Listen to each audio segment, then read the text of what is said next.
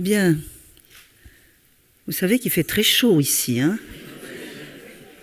Je pense que vous avez dû beaucoup réfléchir et ça a produit une chaleur.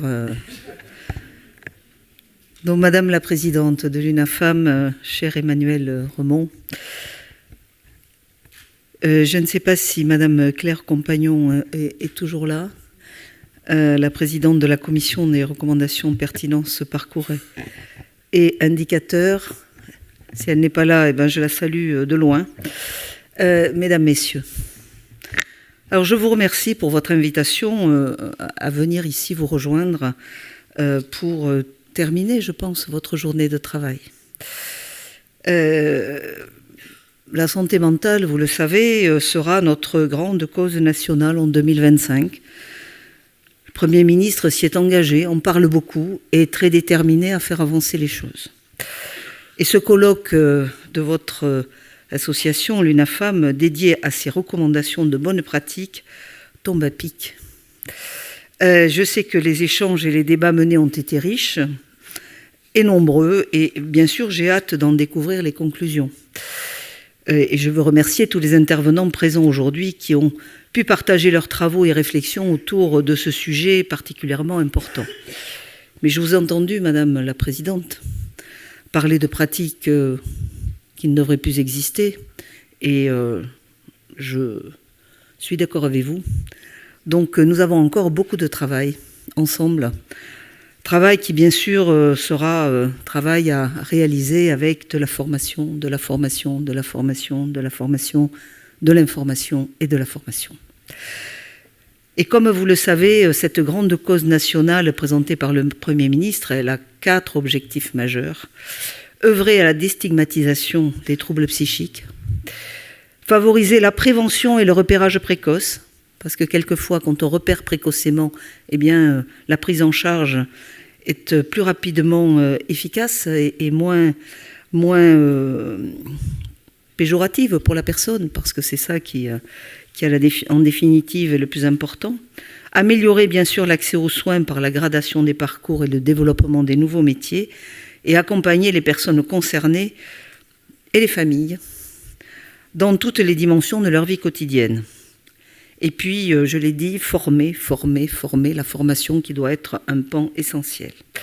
Alors, au-delà de mon ministère, et qui bien sûr est pleinement engagé dans cette grande cause, c'est le gouvernement tout entier qui va être mobilisé. Et nous sommes d'ores et déjà au travail. Nous débutons avec l'ensemble de mes collègues nos travaux pour un état des lieux des programmes menés au sein de chaque ministère, leur évaluation et l'identification des premières mesures que nous pourrons déployer. Et nous nous réunirons dès le mois prochain pour amorcer ces actions et convenir d'un calendrier commun.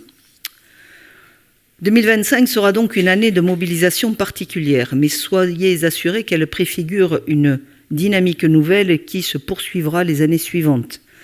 Parce que la santé mentale, ce n'est pas une année, c'est toujours. Mais nous ne partons pas de rien, vous le savez. Des actions ont été lancées, des résultats obtenus.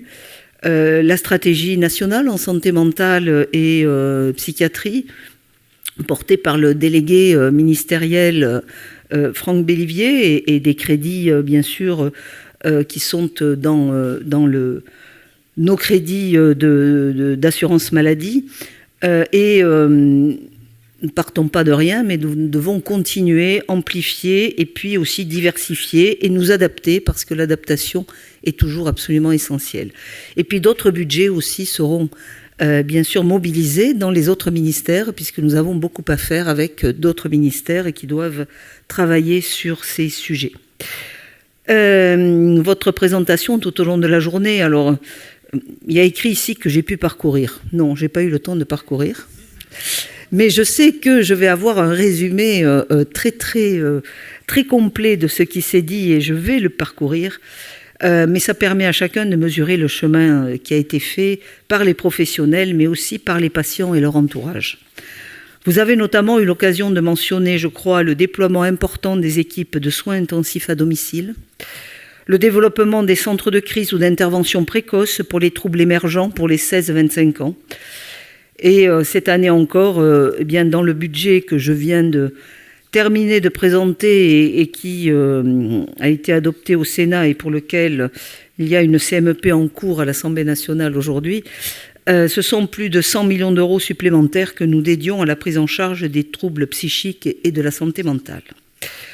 Alors dans ce combat que nous avons en commun, je sais le rôle décisif que joue l'Union nationale des familles et amis de personnes malades et ou handicapées psychiques, l'UNAFAM.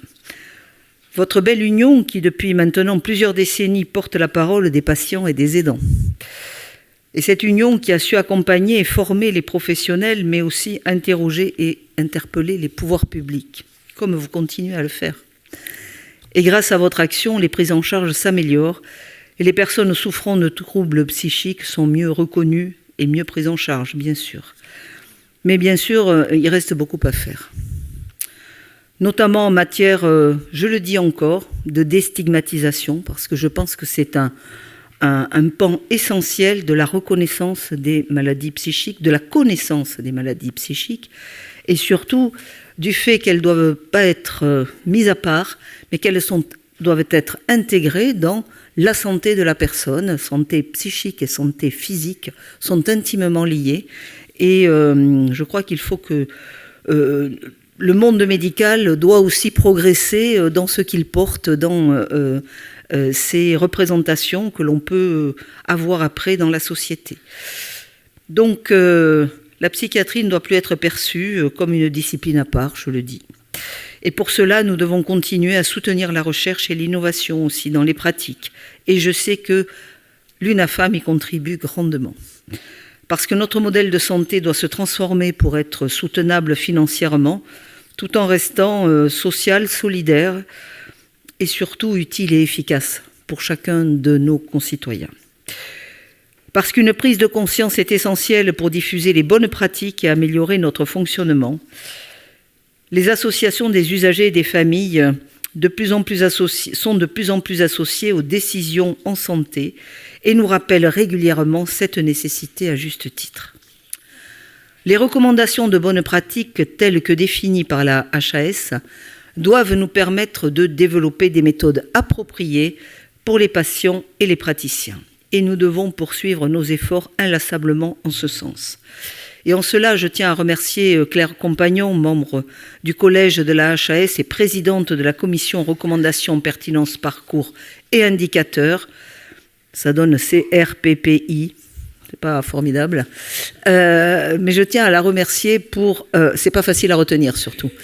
Je tiens à la remercier pour son action. Et je sais que Claire Compagnon est très efficace quand elle déploie des dossiers, pour avoir travaillé avec elle quand j'étais ministre des Personnes handicapées. Le travail de cette commission sur les recommandations proposées aux professionnels de santé et aux pouvoirs publics est indispensable. Aussi bien concernant les bonnes pratiques, l'organisation des soins, les stratégies de prise en charge ou encore l'élaboration d'indicateurs pertinents. Et pour aller encore plus loin, je sais que les professionnels et usagers attendent impatiemment la mise en place d'un comité santé mentale et psychiatrie. Ce comité devra également nous permettre de contribuer aux avancées nécessaires en matière de recommandations de bonnes pratiques. Donc nous nous baserons sur ces travaux et les travaux que vous avez faits pour diffuser et que fera ce comité pour diffuser ces recommandations de bonnes pratiques. Et ces bonnes pratiques, il nous faudra bien sûr les déployer sur le terrain et partout sur le terrain, dans tous les territoires. Nous constatons en effet trop de disparités et d'hétérogénéité selon les territoires et les services.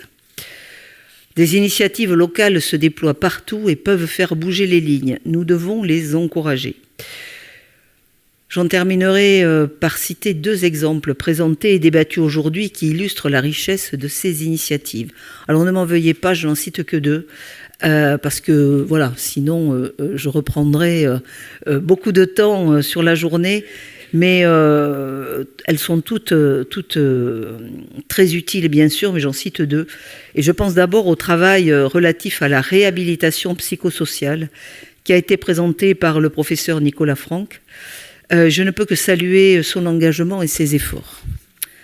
Et je pense également au travail relatif aux nouvelles organisations, élaboré par le docteur Caroline Di Maggio, lui aussi source d'inspiration. Ces deux exemples sont le reflet de ce que peuvent apporter les recommandations en bonne pratique dans des thématiques très différentes. Alors, mesdames, messieurs, je vais conclure et je souhaite très simplement vous renouveler tous mes remerciements. Vous dire l'importance de votre association et de votre union d'associations, familles et patients et personnes concernées, parce qu'en définitive, vous êtes toujours des aiguillons utiles. Vous nous faites avancer, parce qu'en fait, vous vivez les choses au quotidien et qu'il n'y a que les personnes concernées qui portent le mieux les choses et qui savent les dire, et donc qui savent exprimer ce qui est nécessaire. Et ça nous fait avancer, peut-être pas suffisamment vite, mais en tout cas, à votre goût, bien sûr. En tout cas, ça nous fait avancer. Et je dois dire que cette grande cause nationale de 2025 va également nous aider à faire des pas de géant, j'espère, dans la reconnaissance et la prise en charge correcte, avec de bonnes pratiques, de toutes les maladies psychiques. Je vous remercie et bravo.